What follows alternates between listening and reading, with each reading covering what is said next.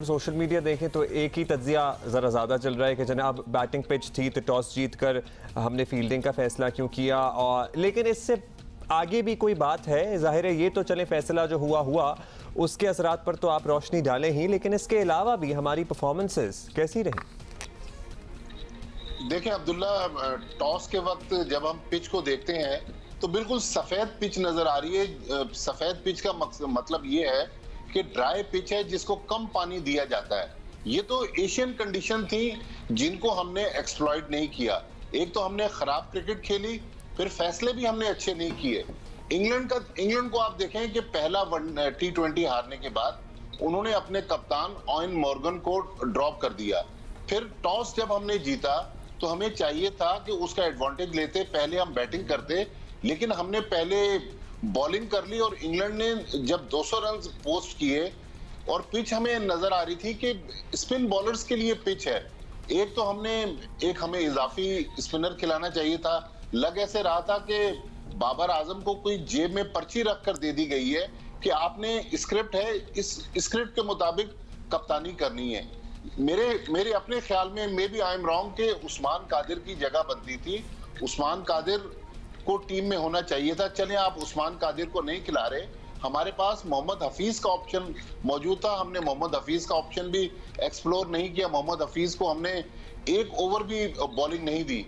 फिर हमारे जो फास्ट बॉलर्स हैं वो बिल्कुल एक्सपोज हो गए इस स्पिन बॉलिंग वाली पिच पर। हमारे जो दो मेन फास्ट बॉलर थे, हारिस रऊफ और मोहम्मद हसनैन, उन्होंने मजमूई तौर पर 8 ओवर्स में 99 रन दिए, जबकि 200 रन टोटल पाकिस्तान के खिलाफ बने। तो मेरे ख्याल में हमने अपने फैसलों को बेहतर अंदाज में नहीं किया और पिच को जिस तरह हमने मिसरीड कर लिया। और इतने बड़े बड़े दिमाग हमारे ड्रेसिंग रूम में बैठे हुए हैं, मिसबाउल हक बैठे हुए हैं, वकार यूनुस बैठे हैं, बाबर आजम खुद दुनिया के इतने बड़े क्रिकेटर हैं, मोहम्मद हफीज फॉर्मर कैप्टन है, लेकिन हमारे गलत फैसलों की वजह से फिर सवालात उठना शुरू हो जाते हैं ना। मिसबाउल हक साहब को भी तनकीद का निशाना बनाया जा रहा है और भी बड़े बड़े लोग जिनको आप मेंशन कर रहे हैं यहाँ पे, उनको भी तनकीद का निशाना बनाया जा रहा है। फिर अगर किसी की एफिलिएशन हो जाए, कोई किसी का रिश्तेदार हो, जैसे कि आजम खान साहब को दोबारा से तनकीद का निशाना बनाया जा रहा है। क्या ये तनकीद, ये क्रिटिसिज्म जायज़ है भट्टी साहब? देखिए, आजम खान नो डाउट मोइन खान के बेटे हैं, लेकिन बुरे क्रिकेटर नहीं है। लेकिन मेरे ख्याल में अभी इस लेवल की क्रिकेट के लिए आजम खान तैयार नहीं थे। हमने PSL के 2-3 मैचेस की परफॉर्मेंस पर आजम खान को इतनी बड़ी क्रिकेट में उतार दिया और कल वो बहुत प्रेशर में नजर आए। लेकिन अगर हम थोड़ी देर के लिए आजम खान को माइनस भी कर दें तो हमारी बैटिंग लग रहा है कि मोहम्मद हफीज इस वक्त फॉर्म में नजर नहीं आ रहे। फखर जमान, हमें बिल्कुल एक ऑफ कलर फखर जमान नजर आ रहे हैं। हमारी पूरी क्रिकेट की ये जो टीम है, ये बाबर आजम और मोहम्मद रिजवान, ये दो सुतून हैं जिन पर टीम खड़ी हुई है।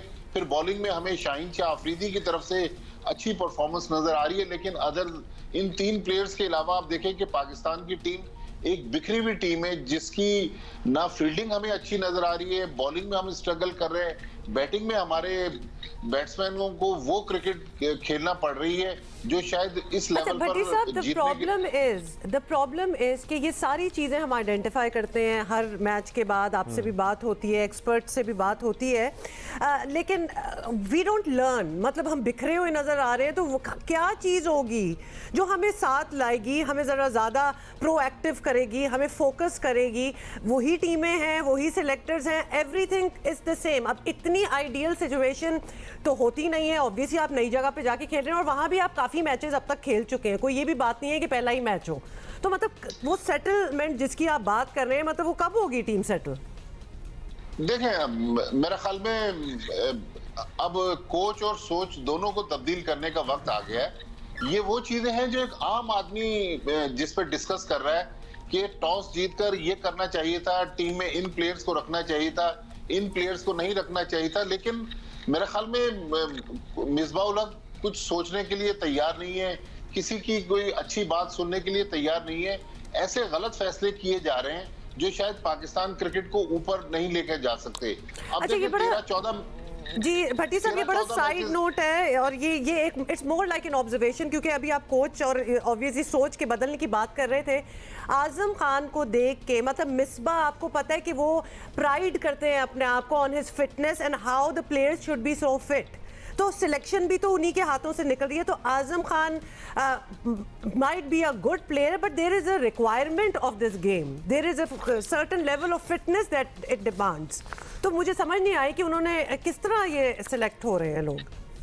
देखिए, फिटनेस पे तो हम कॉम्प्रोमाइज कर रहे हैं। आजम खान चूंकि एक बड़े फॉर्मर क्रिकेटर के बेटे हैं तो इसलिए लाइमलाइट में है, लेकिन आप शर्जील खान की फिटनेस देख लें, That's वो भी right. इंटरनेशनल स्टैंडर्ड के मुताबिक नहीं है। बिल्कुल। सोहेब मकसूद को देख लें, यासिर शाह को देख लें। सुहेब की इसके अलावा- फिटनेस के हिसाब से भी बहुत से क्वेश्चंस हैं, और ये पता नहीं, ये इतना स्टाफ जो लाखों रुपए तनख्वाह लेता है और जाहिर है उनका काम ही इन लड़कों को ट्रेन करना, फिट करना है, वो क्या कर रहे हैं समझ से बाहर है। भट्टी साहब, टाइम की कमी है, thank you so much for your precious अच्छा, time. Haris Sohail tour time अधूरा हमारे पास छोड़ के खत्म वो हो भी गया। वापस आ गए हैं भट्टी साहब फाइनली।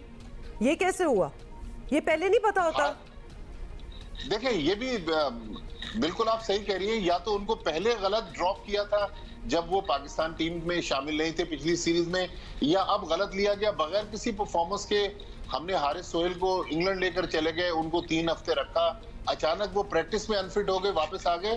तो ये सारी चीजें हैं। देखें, अकाउंटेबिलिटी बनती है। True. और इमरान खान साहब बार बार जब वो कप्तान थे, उनके दौर की क्रिकेट देख ले, फिर जब वो अपोजिशन लीडर थे उनके बयानात देख लें, और आज पाकिस्तान की टीम जिस तरह स्ट्रगल कर रही है, तो मेरे ख्याल में खान साहब को थोड़ा सा टाइम वो बिल्कुल ही एक दूसरे वही के बात कर रहे मुतजाद थे।